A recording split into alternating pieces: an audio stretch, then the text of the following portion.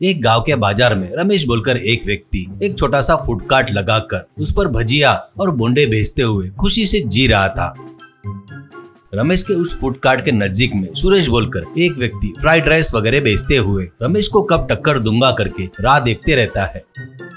ऐसे ही रहते हुए एक दिन दो कस्टमर सुरेश के पास फ्राइड राइस खा रहे थे। उसमें से एक कस्टमर दूसरे से, क्या पता नहीं क्यों रमेश भैया आज दुकान नहीं खोले, कुछ भी बोलो यार, उनके गाड़ी पर भजिया और बोंडे बहुत ही बढ़िया रहते हैं, ऐसे कहता है। तो दूसरा व्यक्ति, सच में बहुत ही मस्त रहता है यार, मैंने वैसा टेस्ट कभी भी नहीं खाया अब तक। आज क्या हुआ, रमेश ने दुकान नहीं लगाया, अपने को फ्राइड राइस खाना पड़ रहा है यार, ऐसा बोलते हैं। वो बात सुनते ही सुरेश को बहुत गुस्सा आता है और सुरेश अपने मन में, अरे रमेश तू यहाँ पर कभी वापस नहीं आने को होना रे, ऐसा करूंगा रे, कैसे ये कस्टमर तेरे पास आते हैं मैं भी देखूंगा करके सोचता है। और सुरेश आधी रात को रमेश के फूड कार्ट के पास जाता है और बंद किए हुए फूड कार्ट को वो देखता है। कार्ट को लगे इलेक्ट्रिक वायर काटता है और उस कार्ट को तोड़ फोड़ डालता है। अगले दिन रमेश वहाँ पर आता है और रमेश उसके फूड कार्ट को देखकर, हे भगवान ये क्या हो गया, मेरा फूड कार्ट ऐसा हो गया, एक दिन के लिए गाँव जाकर आया तो ऐसा हो गया करके सोचकर भागते हुए सुरेश के पास आता है और वो, सुरेश भैया मेरे फूड कार्ट का ये हाल कैसे हो गया भैया, आपको कुछ पता है क्या करके पूछता है। सुरेश, क्या बात कर रहा है रमेश, तेरे फूड कार्ट को देखना ही मेरा काम है क्या, और जाते वक्त तूने मुझे बताया भी नहीं, और मैं अपने काम में हूँ, ऐसा किसने किया मुझे नहीं पता, ऐसा कहता है। रमेश, माफ करना भैया, सॉरी कहते हुए वहाँ से भागते हुए अपने गाड़ी के पास आकर उसको सुधारने की कोशिश करता है। तो उस गाड़ी को लगे इलेक्ट्रिक वायर पूरे कटे हुए थे।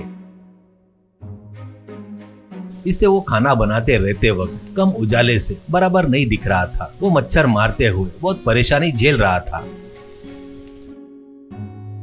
दो कस्टमर तेजी से आकर, अरे रमेश भैया कल कहाँ गए थे, कल हम तुम्हारे पास आए तो तुम नहीं थे, इसलिए वो फ्राइड राइस खाना पड़ा हमको। तुरंत रमेश, माफ करो मैं कल किसी काम से गाँव गया था। तुरंत दूसरा व्यक्ति, ये क्या हुआ रमेश भैया, गाड़ी का ये हाल कैसा हो गया, लाइट कहाँ गए, ये कंदील क्या है, ऐसा कहता है। तो रमेश, मुझे भी पता नहीं, गाँव जाकर आते तक ऐसा हो गया, ऐसा कहता है। वो कस्टमर, कोई तभी तुम पर दुश्मनी निकाल रहा है भैया, जल्दी से ठीक कर लो, ज्यादा दिन ऐसे रहा तो कस्टमर आना छोड़ देंगे। कहते हुए दोनों कस्टमर वहाँ से चले गए। रमेश सिर खुजाता है और घर दुखी होकर जाता है। रमेश अपने पत्नी लीला से, लीला मुझे कुछ समझ में नहीं आ रहा है रे, कल अपन लोग गांव जाकर आए थे ना, आज फूड कार्ट को देखे तो वायर सब उखाड़ कर फूड कार्ट को तोड़ फोड़ कर था, आज कैसे तो भी तकलीफ करके सेट करके बनाया पर कोई नहीं आया, सब लोग कीड़े गिर रहे करके चिल्ला रहे थे, लीला कहकर दुखी होता है। तो लीला, अरे सुनो, इतने महीने से कभी ऐसा नहीं हुआ, ऐसे हुआ है बोले तो पक्का तुम्हारे ऊपर कोई दुश्मनी पाल रहा है, ऐसा कहती है। तो रमेश,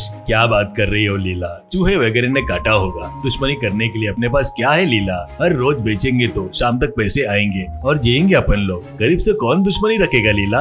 लीला, वैसा मत बोलो जी, गरीब लोग के ऊपर ही अमीर लोग दुश्मनी पालते हैं, फिर भी ये सब से कुछ लेना देना नहीं है, आप थोड़ा संभल कर रहो, ऐसा कहती है। अगले दिन फूड कार्ट सेट करके अपना खाना पकाना शुरू करता है, पर गैस सिलेंडर खत्म हो जाता है। तो रमेश फिर से सुरेश के पास आकर, अरे सुरेश भैया एक्स्ट्रा सिलेंडर है तो दे दो ना प्लीज, दामू गांव में नहीं है, वो आते ही आपको लाकर वापस दे दूंगा, ऐसा कहता है। सुरेश, अरे सॉरी रमेश रे, मेरा भी सिलेंडर अभी खत्म हो गया, ये लगाने जा रहा था, उतने में तो आकर पूछ रहा है, बुरा मत मानना यार, ऐसा कहता है। रमेश दुखी होकर आकर खड़ा हो जाता है। उस दिन खाना आधे में ही रुक जाता है। वो देखकर सुरेश हंसते हुए मन में, ये दामू कभी नहीं आएगा, उसको मैंने दूसरा काम सेट करके दूसरे गांव में भिजवा दिया हूँ, गैस सिलेंडर चाहिए बोले तो तेरे को खुद जाकर लाना होगा, तुझे ये बात कभी पता नहीं होने दूंगा करके सोचता है। अब दुखी होकर रमेश घर आता है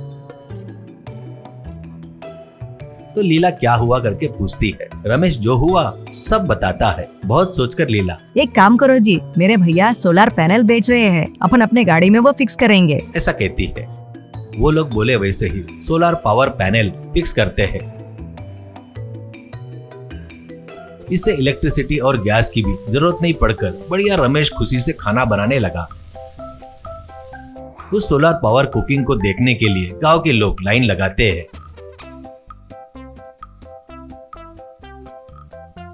ऐसे रमेश आगे बढ़ गया और सुरेश नीचे ही रह गया। ऐसे सोलर पावर कुकिंग से रमेश उस गांव में फिर से फेमस हो गया।